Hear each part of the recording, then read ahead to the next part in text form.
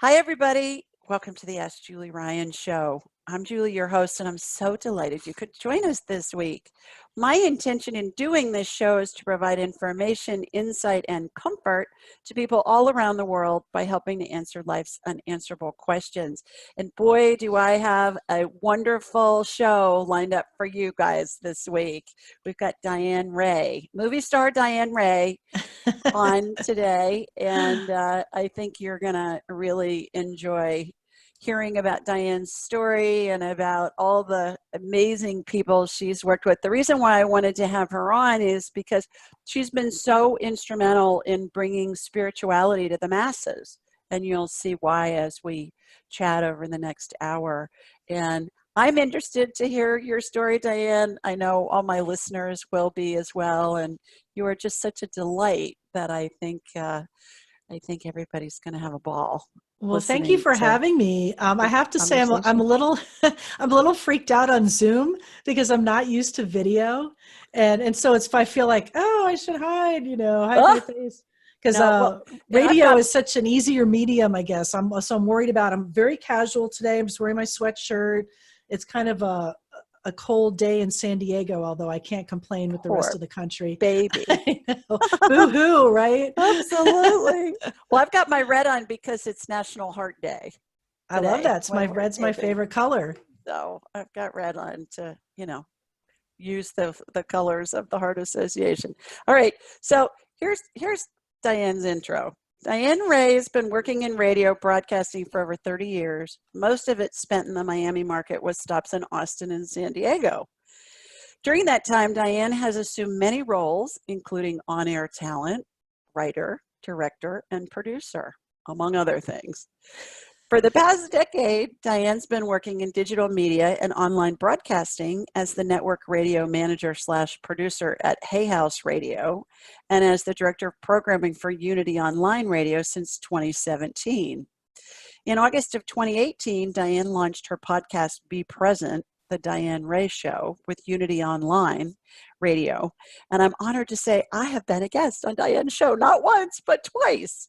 So Diane, welcome to the Ask Julie Ryan show. I'm so delighted that you could join us this week and make time. By the way, I only do this a few times a year, like maybe 3 or 4 times a year, because as you know, my show's a call-in show. Yes. And I'm traveling this week, and so we're pre-recording so that we'll have this show to play. So this only happens very rarely each year. Well, thank you for having me. I feel honored. I hope I can share some good stories. I'm sure you will. So let's get right into it. What a varied broadcasting career you've had, my girl. Oh my gosh, in lots of genres.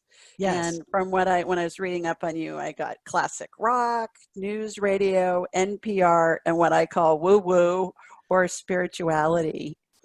So I love the woo. I do too. Tell us how you got into the radio business and what attracted you to it in the first place. Well, I've always loved music, and that was, I guess, the big attraction. But I'll tell you the genesis, which is kind of funny, was in high school. I worked for a big record store chain called Peaches Records. Mm-hmm. And every night we would say, "Attention, Peaches shoppers, bring your purchases to the front counter. The store is closing." So I would do this every night, and people would say, "Oh, you have a great voice. You should do something with it." And I'm like, okay, well, that kind of planted the seed. And at the time, as I was graduating high school and going into my first year of college, kind of this weird shift happened where I was interested in journalism and newspaper, and that is kind of where I thought I would go. And then in my local hometown, I grew up in Miami, Fort Lauderdale. There was a legendary rock station there called WSHE. She's Only Rock and Roll. And they had an amateur hour. And so at the urging of my Peaches friends, they said, "You should do this amateur hour on WSHE." And I did. And I kind of got the bug. So my journalism career took a dive, and I started, trying to forge my way in radio. Did they hire you after the amateur hour? No, no, they didn't, unfortunately. But what kind of was the seed that was planted? So what I did was, while I was still at Peaches Records, I went to volunteer. So I did this for free at a community radio station in Miami called WDNA. That was the call letters. And it was in a big warehouse off of Bird Road in Miami. And I would truck in there with my little crate of records. And they said, can you do a jazz show? I'm like, sure, I'll do jazz. Not knowing anything about jazz. But luckily I worked at the record store. So I got all these records for free. And that's kind of how it started. And I started doing this show, and I did drive time jazz with Diane and just playing whatever stuff people gave me. And from there, I kind of got my foot in the door running the board at a real station in Miami called Love 94 at the time. And that was kind of how I got my foot in the door through the back door. On the jazz, was it Miles Davis jazz, or was it? It was everything. It was jazz, or? Well, it was Miles Davis. It was like whatever stuff that the record reps would come in Peach's Records. They go, oh, you're doing a radio show? Here, take this. So it kind of forced me to listen to a lot of music that I never would have listened to previously. And I really began to love jazz. And then at Love 94, it was, smooth jazz, like David Sanborn and stuff like that. So that's how I kind of first got on the air and learned how to run the board and kind of learn the radio biz. And then eventually I did work for WSHE, the station that I did that amateur hour on, and that was a rock station at the time. So yeah, I did jazz, classic rock. I guess you would call WSHE at the time like a regular kind of headbanging rock station. And, that was through the early 90s, continuing on. But it was fun. Radio was fun then. I got to tell you, I went to a Miles Davis concert, in the 80s. I think. Early 90s, maybe. And it was interesting in Palm guy, Springs. right? It was the most bizarre concert I had ever been to in my whole life, because the music was great, but he played with his back to the audience the whole time. Yes. I mean, this guy had zero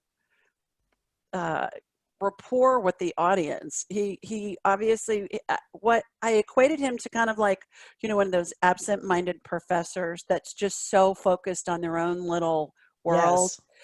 Oh my gosh, it was bizarre. The music was great, but I had a tough time with the lack of interaction with the audience. Yeah, he was an interesting guy. I was going to ask you if he even turned around to face the audience, because I had the same experience. Yeah. The one time I got to see Miles Davis, which I'm glad that I did get to see him in concert. Yeah, what an icon in the business, but I wouldn't go to one of his concerts again. I've heard this. I've heard that about Bob Dylan too. He doesn't interact a lot. I would imagine that. So, okay, good. All right. I've read that in addition to your on-air roles, you've done everything from editing, writing scripts for shows, managing the taping of programs, to implementing feeds from nationally syndicated programs like NPR. Yes. Was there a catalyst that led you to pursue the more managerial / technical side of the business, or did that just develop organically? What was that transition, and how did that come about? Well, that I guess would kind of develop organically, because like over the years, I would really do whatever I could do at a radio station to get my foot in the door. Oh, you need to write a spot. Okay, I'll learn. I'll do that. And I would try to do it. And luckily, I had a pretty good grasp of, with going to school and eventually, like originally starting in journalism, I could write. But I always call myself a meat and potatoes writer, not like a poet or prose writer. I could crank out commercials and that kind of thing. So I just really learned everything I could in every situation that I was in. And when I got to, then kind of fast forward, when I got to Hay House Radio, they were just launching their online radio platform at the time. And so really everything I had learned over the years and all my years of working in different radio stations, everything kind of came into play at Hay House Radio, because I wrote all the spots. I edited a lot of stuff. I taught myself how to edit on Audacity. I learned how to edit content. I put together radio shows. So really everything that I did in commercial radio up to that point, when we were putting everything together at Hay House Radio, kind of came into play. So yeah, I did everything.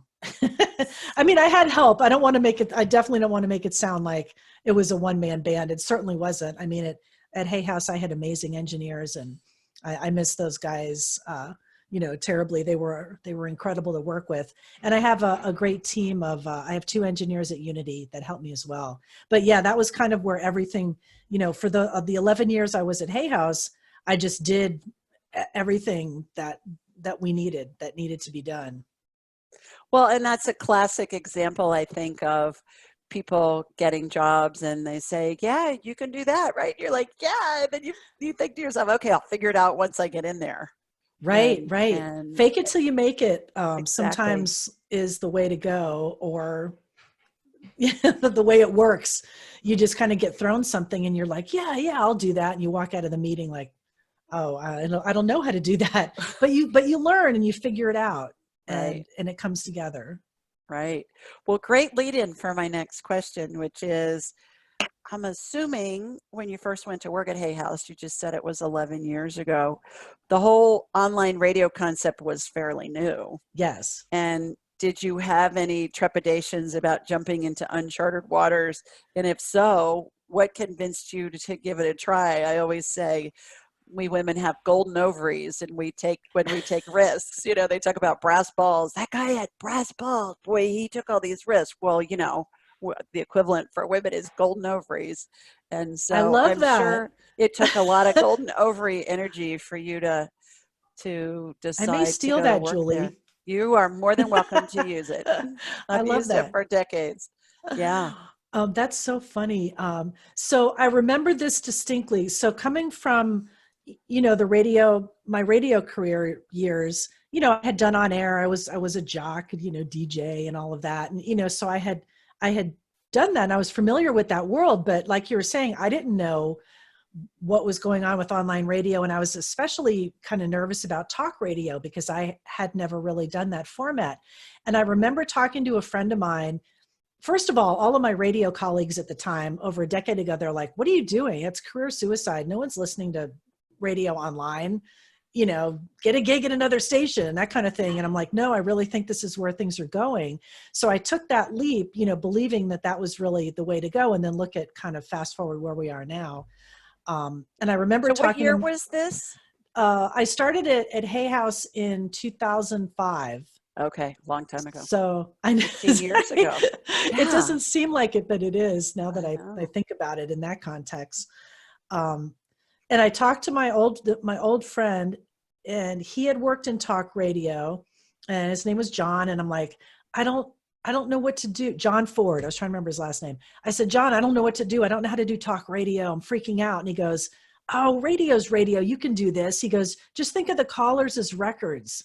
I'm like, oh, and like, once I made that connection in my head, like, right, like what you would do in planning, well, we're going to play this new song here and then play a familiar song after that, I was able to kind of make that connection. I'm like, oh, right, the callers are the songs or the records. So that I remember making that like little connection in my head. And then I thought, you're right, radio, I can do it. It's, it's a good story. If someone's saying something interesting, if they're learning something, they're going to stick around. So it it made sense after that. So expand on the colors are like records. I'm not making that connection.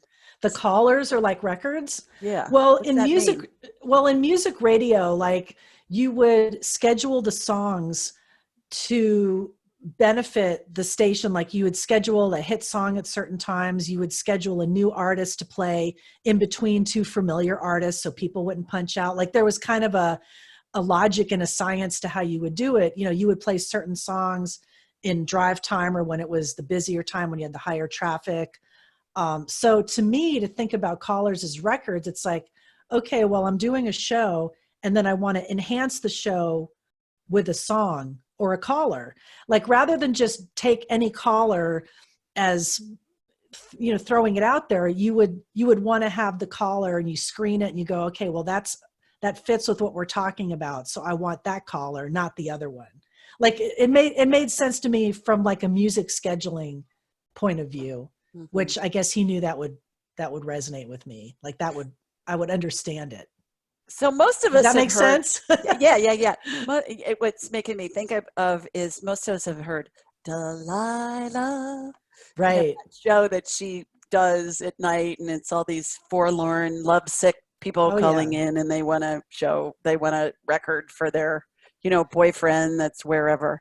So is that what she does? Do you think? Is that Yes. part of her? That's all her strategy, that she's picking people and she's got songs lined up ahead of time that will correlate with whatever Exactly. the Oh yeah, question it's all is? planned out. She is all planned out to the T. I guarantee it. Interesting. Yeah. Interesting. So, but she does a good job of making you think, okay, what song can we play to, help you with your love torn heart and your life, Right. that your romantic life that's a mess right now. And it's, Yeah, to you know, enhance that or to make to tell the story, to yeah. make it more compelling, she'll plan it out. And I'm sure she screened the caller in the story and picked the most heart-tugging thing she could find. And yeah, it's all very produced and planned. So it's don't stop thinking about tomorrow, right? To the Exactly. person who's having a romantic loss at the time. Okay. All right. So it seems like the Hay House business model was and still is to primarily promote Hay House authors and to Yes. sell books, while at the same time informing listeners who pay an annual fee to access the content. Hmm. Brilliant from a business standpoint, really, Yes. from a marketing standpoint. So obviously, this strategy has been successful for them. And my question, I guess, is that model being emulated by other entities, and does it still work after 15 years of that model, or do you see it changing?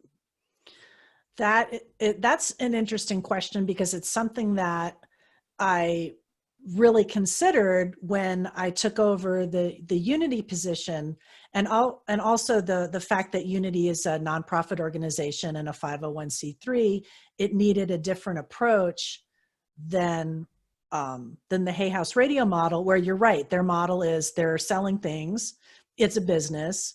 Um, so it's kind of two different um, objectives, I guess, in a way. It's a different, Hay House is definitely a business. And it was always amazed me that people thought otherwise. Like they thought, well, you should give all this stuff away for free. And I'm like, well, these people have to make a living too, Yeah. So, but I guess really to answer the question, what I see that's different is, so like 11, 12 years ago, at the beginning with Hay House Radio, the subscription model was still pretty new. I think that that's changing now. I think people have kind of subscription fatigue. How many things are you going to pay for? I already pay for Netflix, Costco, you know, whatever other subscriptions that you have. I mean, how many things do you really want to pay for? So that's where you kind of look at some of the other models, like a lot of podcasters, and we can talk about that too, because that's really been exploding. Um, I That's one of just, my next questions. Yeah, that's yeah, I mean, my I next just wonder questions. where the thing I think is interesting. People don't want to pay for what they think they should get for free. Like you're used to turning on the radio and hearing talk shows and things like that and not having to pay for it, but you'll sit through advertising, right? So I'm seeing the podcast model where, advertisers are seeing the growth and how it's exploding. And they're saying, hey, this is a place where I want to put my stuff, where I can reach a very specific targeted audience for what I'm selling and put it in a podcast. So there's a lot of growth in that area. There's a lot of kind of money floating around there. And then there's also some people that are doing the Patreon model where, hey, if you like what I'm doing, give me some money and help me continue to do it. So I think there's going to be a lot more growth in that area as well. I think now the big advertising companies and big media companies are really looking at podcasting and what's happening. iHeartMedia's, which was Clear Channel, a huge owner of radio stations, making big investments into the podcast world. More and more people are listening to podcasts. It's still kind of in its infancy, but really growing. So it's like the Wild West. And for me with Unity, and being an old radio person, on the one hand, I still see the value of the connection that you can make with a live radio show and people calling in and interacting with hosts and making that relationship, you know. And I saw that with like the 8 years I worked with Dr. Dyer, people that called his show, I still get emails from people, you know, I remember Wayne told me to write my book and I did, and it changed my life. And so I feel that's really valuable. You know, but then on the other hand, I see people are consuming media differently. You know, not so many people are able to be in a place at a certain time to make a phone call or interact. They want to get the material on demand. You know, they want to get the shows. Like I don't listen, or I don't watch live television. I DVR everything, or, you know what I mean? So it's interesting to see what's going to happen. I think it's kind of a balance. You know, I still see radio and hosts that can support engagement and people like calling in. And, you know, there's a lot of psychics and intuitives and mediums that people love to have that interaction and get readings and that kind of thing. And that's great. And then there's also, if you have really engaging, great, compelling content and you don't want to do it live and you want to just produce a podcast, that's really valuable too. So like, honestly, I mean, I've been to conventions and things and nobody knows what's going to happen. There's no set thing, you know. So I'm doing both. It's interesting. A couple of thoughts. I hear from people who listen to podcasts that get annoyed when there are commercials on the podcast. And I know some podcasters will put them all up front, or they'll put them all at the end. And I think what I hear people say is that I just fast forward through the commercials. It's like your DVR. I don't want to watch them. And I do the same thing. Now, the Super Bowl was last weekend. I watched the commercials because that's always fun during the Super Bowl to see what the commercials are. But I think that's fun. The other thing that's interesting to me, I was on Coast to Coast, which is a nighttime, for those of you listening or watching that aren't familiar with Coast to Coast. It's a nighttime radio show that just has this amazingly huge following globally. I don't even know what their audience is. You may know. But yeah, George Norrie, he's been around for a while and very successful. Long time. And one of the highest, and it's an iHeart show. To your point, you mentioned that earlier. And it's a talk show. And oh my gosh, those people are just rabid that call into that show. They just, you know, they're opinionated. They get fired up about stuff. He's a master at stirring up the stuff. And, you know, it was just really an interesting, I was on for, I think it was for 3 hours out of the 4. And the emails that I got from people, some of them were snarky, quite frankly. And so I had a girlfriend say, well, how did you respond to those? And I said, it was really easy. Delete. Right. I'm not going to respond to that. If you're going to be polite and you have a valid question, I'm going to respond. But if you're going to be nasty about it, I'm not swimming in that. I'm not interested. So I think it's going to be interesting, to your point, to see how it evolves and to see what happens. So how did you get to Hay House? How did that all happen, and how did you have the golden ovary courage to make that leap from regular radio? Because I assume you were living in Florida at the time, and then you moved to San Diego. Yeah. Well, so there was a couple of some moving around, which happens a lot in radio. But at the time, I was here in San Diego, and I was working for KPBS here in town, which is the local NPR affiliate. And I was doing just on air on the radio. You know, I came from rock radio, and then I started doing support for KPBS comes from listeners like you and the blah, blah, blah foundation. You know, so it was a big shift from what I was doing before to, you know, doing that presentation. But I mean, what I learned a lot in working at that NPR station at KPBS was, you know, you had to get in and out at a certain time. You had to connect with that NPR feed at 33:30 to the second. There's no blah, blah, blah after that, or they're going to cut you off. You know, I mean, you had to learn to be on time. Everything was scheduled. Things had to be read at a certain time. So it taught you that discipline. You know, you had to do that.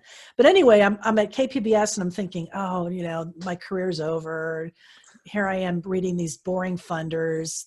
this sucks. You know, I was feeling sorry for myself, and I would look online and I saw there was an ad that said radio producer, Hay House Radio. And I perked up. I'm like, what is this? You know? And I was familiar with Louise Hay because I had that self-help section of my bookshelf. So I had Wayne on there, and Louise and Barbara DeAngelis, and, you know, Loving the Wrong Guy or whatever. I mean, I loved reading all of that kind of stuff.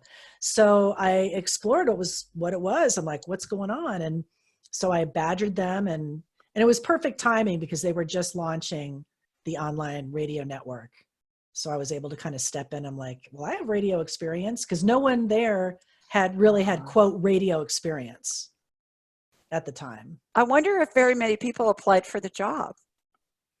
I don't know. Maybe. That would be interesting, because sure. it was so out of the box. It was such a new adventure. Yeah. Yeah. It was interesting. It definitely piqued my interest, because I thought, oh, online radio, what's going on here? Mm-hmm. And the woman that had launched it and was running at the time, her name's Summer McStravick. And she's a teacher now in her own right. And she does online seminars and courses and all this. And so she brought me in, and that was kind of the beginning. And that was right when they were just launching the whole format. They had just built the studios and were getting shows on the air. And I have to give, you know, Reed Tracy he had the foresight to see, you know, what it could be. But then even now, recently they just wrapped up their live radio presentation, and they're just producing podcasts. So now things are moving and evolving in a different way.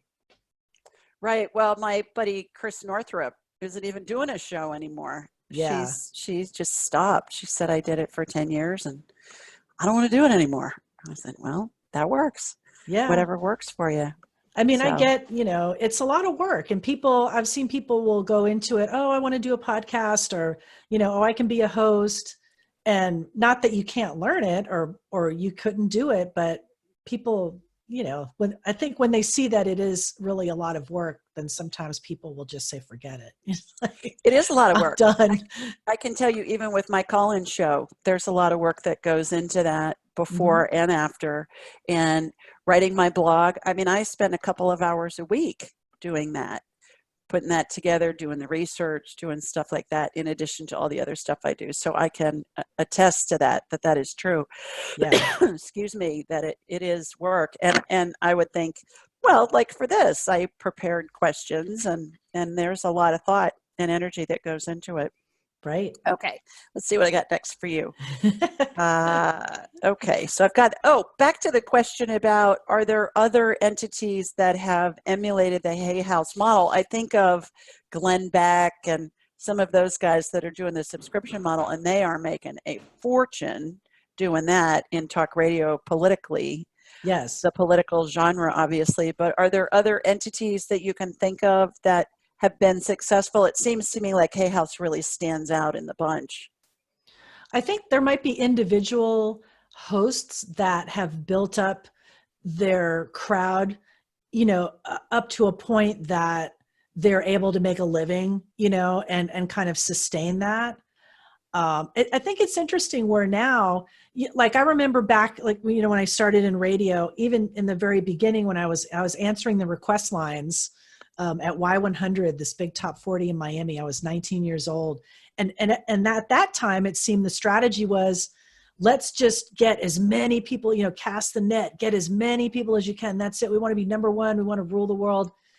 But now it's like, I think people are trying to find their crowd and get their niche, you know, so it's more like super serving those people that are going to be into you, and not worrying about casting the net and getting everybody else, because they don't care anyway. You know what I mean? Like, you have to kind of serve the people that you know are really going to be into you, and bring more of those people in than try to please everybody. So I think that's kind of a big difference, at least from then until now. I agree. There's a psychiatrist who's got so much alphabet soup at the end of her name, named Kelly Brogan. Do you know Kelly, or know of her perhaps? I've heard of the name. And she said to me a couple of years ago, because she has all the Ivy League degrees and worked at trying to get her what she had found in her practice and the research that she had done that went against typical psychiatric methods of treating patients. And she said to me something really profound, and that was, don't try and convince people of what you do, because the people that are attracted to you are going to find you, and it's a total waste of time, to your point, to try and convince, academia or somebody that medical intuition is a real thing. She said the people who are willing to work with you are going to be the people that you need to spend your time with and focus on. And that sounds so basic, but it was so profound for me, because I'm an inventor and an entrepreneur. So my whole career has been dreaming up stuff and then figuring out how to market it and how to sell it to people. So in this situation that I'm doing now, this adventure, I'm just allowing it to unfold naturally. And people say to me, well, what do you do with the skeptics? And I said, I really don't have hardly any. And if I get one, I'll say, and somebody will say, well, I'm really skeptical. I said, well, that's appropriate. And every once in a while, very rarely, I'll have somebody say, well, you need to convince me. And I'll say, no, I really don't. If you're interested in this, fine. If you're not, that's fine too. That's your prerogative. I don't really care. Right. I'm nice about it, but yeah. but I don't need to convince anybody. I know what I know. If it's something you're interested in, great. If it's not, great. Good luck with whatever you're interested in. Right. And you can see the results. And then if someone comes to you and they have an open mind, I've talked to so many people over the years and have been blown away by some and not so much by others. And I've seen things that I cannot explain. And, but personally, I'm interested in all of it. And that's why it was just such great fortune for me that I was able to have that experience of, working at Hay House at that particular time, right when they were launching the network. So I could take all of my radio expertise and then apply it into something that I was so interested in myself. So that was really a gift there. I learned so much. My friend Brandon Beecham, I love this phrase that he either came up with or he stole it from somebody. If you stole it from somebody, I don't know who he got it, where he got it, but he says life is the crossroads of destiny and free will. That we have a destiny that we want to explore, which I agree. It's kind of like a basic script. And then there are a bazillion ways that you could explore it. To your point, you were interested in the spiritual side of the equation and you were interested in radio, and it was the cross where they crossed, both of those different roads. So how wonderful. That's so true. I like that destiny and free will. Because I wondered, maybe I didn't consciously think of it, but you wonder, like in radio, I had so much fun, doing rock radio, and, you got to go to the Stones concert and get free stuff, and it was all fun. But how long was I going to be able to be, talking about Guns N' Roses or whatever and really care about it? The older you get, you change, you have different interests, you change. And I was always interested in, spirituality and metaphysics and all of that. Like I was the kid that had the tarot cards at the slumber party, and that kind of thing, and loved ghost stories. So yeah, I think I always had that interest, and then I was able to really explore it in a much bigger way, and still continue to be interested. And I get to talk to cool people like you. It's great. Oh, thanks. It's an honor to get to talk to you. I feel like I'm in the, in the presence of the guru of this medium, because you really are. You helped create this medium, especially in this niche. So that leads into, I've recently read there are upwards of 850,000 podcasts. I was amazed at that number. And so my question is, has the advent and availability of multitudes of free podcasts changed the radio broadcasting online subscription landscape? And how's this phenomenon affecting the way people get information and, for that matter, entertained? We touched on that a little bit earlier, but I think it's going to go forward. I don't see any stopping it, because we're all busy. If we can get it on demand, Why wouldn't Right. we? And if Right. it's free, why wouldn't we take advantage of that? So do you have any thoughts on that to expand more on what you mentioned Yeah. earlier? I mean, I think what's going to happen, and I've already heard kind of some rumblings on this, is that you're right. Like there's 800,000 podcasts out there. Everybody and their brother has a podcast. Should they? Maybe not. That's another story. But on the other hand, look, you're free to do, you have that freedom, right? So it's kind of putting that capability into anybody's hands. There's nothing, no one's stopping anybody from doing a podcast. But that said, yeah, there's a glut of stuff out there. 800,000, and I think I read something like, 3,000 a week or keep coming on. So Wow. what is going to be changing is the way you find it, right? That's why having a platform like Unity is so great, where people want you to curate this stuff for them. So all the people that are interested in spirituality or metaphysics are going to be looking for places to go to find it. And, Google is going to be launching a bigger search capabilities specifically for podcasts. So really the next step, I think, is the ability to find it and to curate it for people that have whatever you're interested in, sports, spirituality, or whatever. So making that easier for people to get the content. And I still think there's a company out there called Luminary. I don't know if you've seen the ads. It's a pay per podcast subscription model. And just every time I click on their ads on Facebook, I just see a lot of negativity, where people are like, I'm not going to pay. There's so much great free stuff out here. Why should I pay you? Now, you might want to pay if you want them to gather that stuff for you, or they have a host that you really like. But I think that there's still a lot of resistance for any more subscriptions. So I don't know. We'll see. If it's something that, I guess it was something I really wanted, I would pay for it, or something really special. Like here's an exclusive Obama thing, or, some luminary or big star that you wouldn't get anywhere else. If there was exclusivity, maybe you would pay. Right. So I don't know. I think everyone's trying to figure that out, what the next step is going to be. But definitely podcasting isn't going anywhere. In fact, it's growing even more. On-demand content, people want more and more of it. And the big media companies are aware of it, and they're taking steps to. Well, and I think content too is it's gonna filter through with what people want. I think a great example is we're just coming off of the impeachment nonsense that went on in Washington last week, and Ted Cruz launched a podcast a couple of weeks ago, and his podcast went to #1 immediately. I mean, immediately, like within a couple of days. And so I thought that was really interesting, how that was something people were interested in. It was a 20-minute, 30-minute show. It was concise. Here's what happened. Boom, boom, boom, boom, boom, boom, boom. And I thought that was really an interesting phenomenon that happened. It'll be also interesting to see if he keeps having that big audience now that that impeachment thing is over, and see how he retains his audience. And Rudy Giuliani started a podcast too. I have not heard it. I haven't heard it either. I've heard Cruz's. It's good. It's very good. It's interesting. Yeah, it's really well done.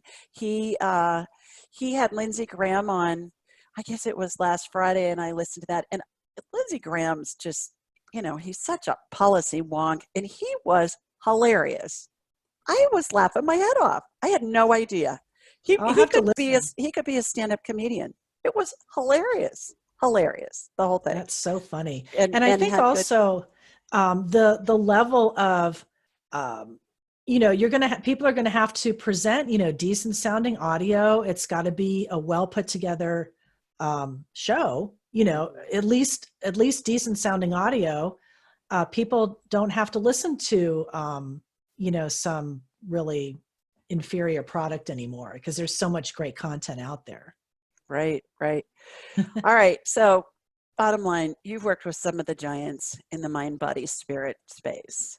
Wayne Dyer, Louise Hay, Christiane Northrup, Carolyn Myss, James Van Praagh, to name a Prague. Is that how you pronounce the name, James? James Van Praagh. on Prague, to name a few. So what stands out about your interactions with these icons? And are there any stories you can share that deeply touched you and perhaps even changed your life? Obviously, you mentioned earlier you worked with Wayne Dyer for 8 years. Yes. My goodness, that's like sitting with a saint for 8 years, as far as the information that he taught all of us. And it sounds like still is teaching us from the grave in some respects. Yeah, I mean, it's interesting how people still like to hear those old shows with Wayne. And I could think of how much I learned over that time. And I'm so grateful that I had that experience of being able to work with him and Louise. And first, I guess I'll start with Louise, because almost daily, and I was talking to a colleague I had interviewed on my show just this week, Nancy Levin, and she was the event director at Hay House for 12 years, like the whole time that I was there. So we worked together. And I said to Nancy, daily I say to myself, how did Louise do it? How did she start that company in her 60s and not go crazy? How? Like, I marvel. I wish I could ask her again. And I remember I did ask her that. I said, Louise, how did you do this? And she said, you know what I do? I answer the phone and I open the mail. I said, that's how you started the company? She's like, yes. I answered the phone, I opened the mail. So basically, you do your tasks every day, and you keep your vision and you keep going forward. And yeah, you're going to go crazy and all this stuff's going to come at you and challenges and everything. But she just did what she had to do every day. But I marvel that, she had no, real schooling. She was a high school dropout, got divorced and got into the science of mind movement. And that's kind of how she started teaching. But like, how did you do it, Louise? So I learned she was very inspiring to me. And in my interactions with her around the office, I mean, she did walk the walk. She was not phony. I remember one time I was limping. I had this back issue at the time, and I'm like, well, I'm pushing my way through the office. I'm going to do my job, and I'm limping along. And she goes, you're not being supported. You don't feel supported. That's why you're having back issues. Do this affirmation. And I thought about it. I'm like, you're right. I don't feel supported. I don't know if that's what started it, but she walked the walk. That's the best way I could describe it. She really did believe in what you think and how you speak. And even she would say things, if you said something like, I think there was a meeting and someone said, kill two birds with one stone. She'd say, well, why do you want to do that? Don't say that. Or one time I said, oh, I'm dying to see that. No, you're not dying. I mean, she would always notice things like that just in conversation. She would call you on how you thought about yourself and the way you said it. So the languaging of it. Yes. Yeah. And she really believed that, and she was really, she was so sweet, and she loved gardening and her roses and things like that. And just a beautiful person, a great teacher. I loved her a lot. And then how about Dyer? My gosh. He's kind of like the godfather of a lot of this for many of us. That the father of motivation. Well, that's what they would call him, the father of motivation. Yeah, and the father of, I found that he introduced a whole lot of concepts about, like, talking to St. Francis of Assisi all the time, and talked about it in his books and talked about it in his specials on PBS. And it was just like somebody talking about some business thing. It was just very matter of fact and I talked to St. Francis all the time, and this is what he told me. He called him Francesco, and this is what he told me, and this is what I'm doing. And I think he really helped bridge that. It makes me think of Harry Potter, the name that will go unmentioned for Voldemort or whatever they say in Harry Potter, but he bridged that going from the talking to spirits and getting inspiration and following that and all of that, and just talked about it matter-of-factly, and had that doctorate as well, which I think gave him some credibility that somebody who grew up chanting under a crystal in a yurk maybe wouldn't necessarily have.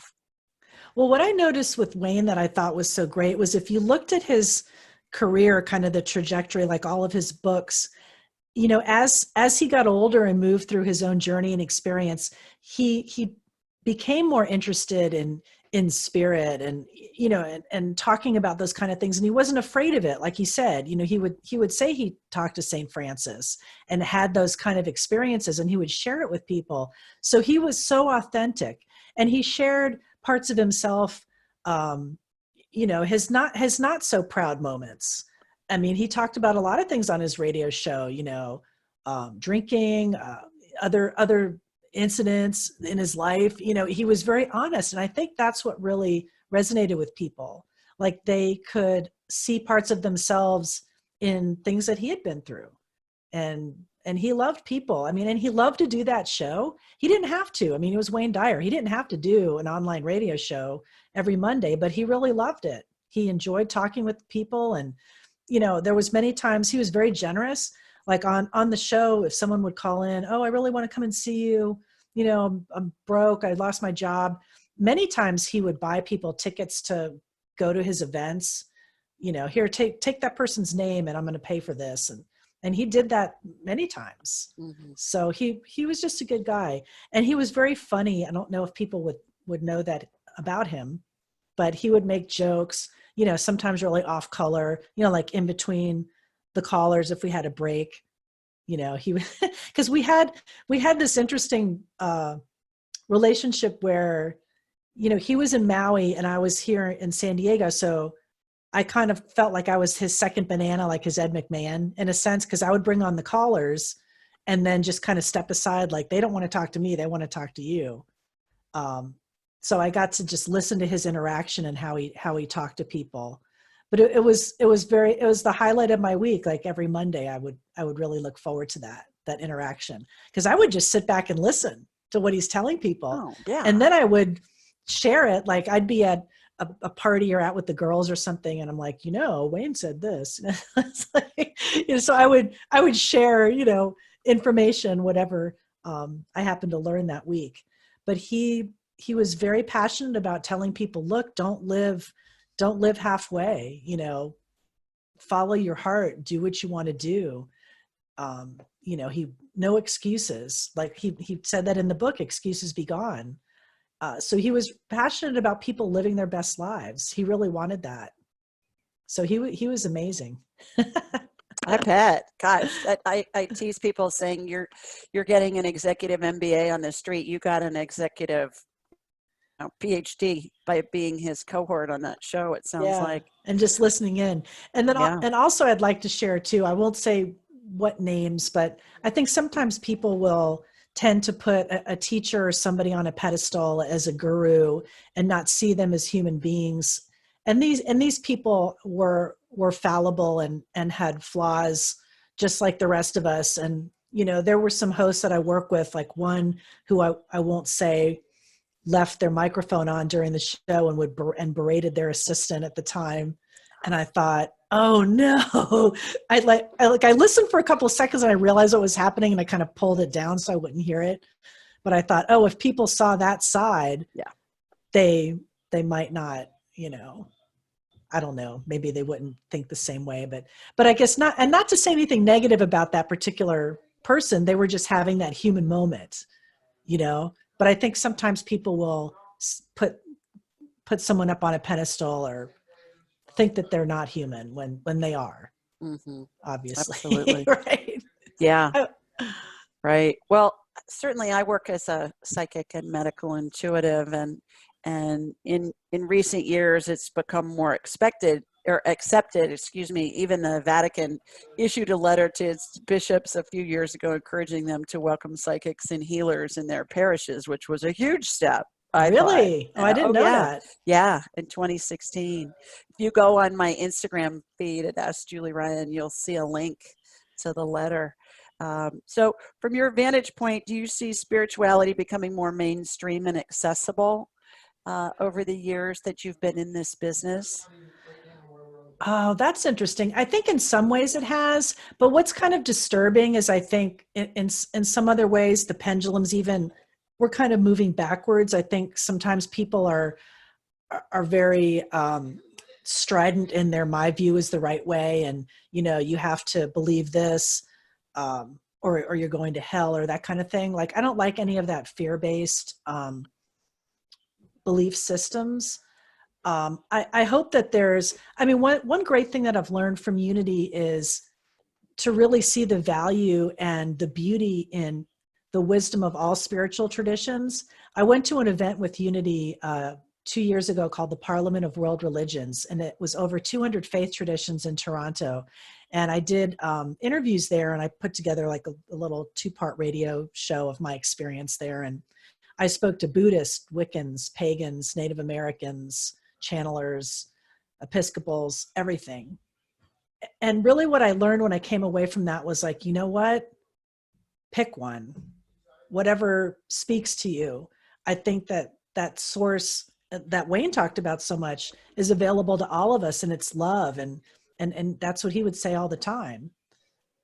So like, I don't know. I want everybody, like, we're all one.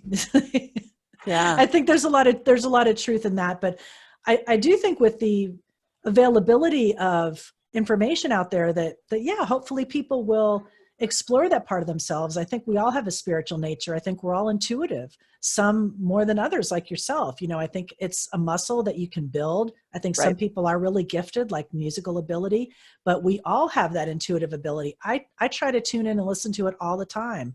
And sometimes I get angry if I don't hear that voice, but I know it's there. So I try to cultivate that, and you can do that with meditation. And, I won't say I'm a master meditator, so I'm working on it, but I try to get quiet and listen, just take a minute, and that source is available to all of us. Well, when you were talking about the religions at that conference in Toronto, it made me think about my book, Angelic Attendants. And my main spirit guides is dead Pope Clement VI, who showed up and about 10 years ago, and he said, you just need to teach the world about what happens when people die, because it's been so bastardized, and it's, religions and cultures, and it's just wrong, and people are so afraid, and it's crazy. And I said to him, I'm not doing that. I'm a businesswoman. People are going to think I'm nuts. I'm not doing that. And he's like, yeah, whatever, just go do it. And then I Googled him and found out that he was in office during the bubonic plague when 2/3 of Europe died, and is best known for his prayers for the dying and his prayers for the dead. I never even heard of a Pope Clement, ever. And I said to him, Pope Clement, I never heard of a Pope Clement. He said, well, I was number 6. So I Googled him, and that's what I found out. And I thought, okay, Ryan, you can't make this stuff up. I mean, really.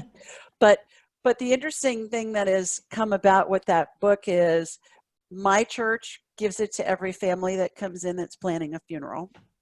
It's being used in Sunday school classes around the country by all kinds of different religions and denominations, including synagogues. I did not see that coming at all. Wow, that's great. And I have so many people say, oh my gosh, that book has helped me get through my whoever's death, my mother, my husband, my whatever. And I have given it as a gift to so many people. I even have people say, I give it as a funeral gift, which sounds really, maudlin and morbid, but they say it just brings so much comfort. So I say the prodding from a dead pope, and our mutual friend, Katie Coons, who was my editor, she says, you don't want to piss off the Pope, dead or alive. No, yeah, definitely not. So she's great.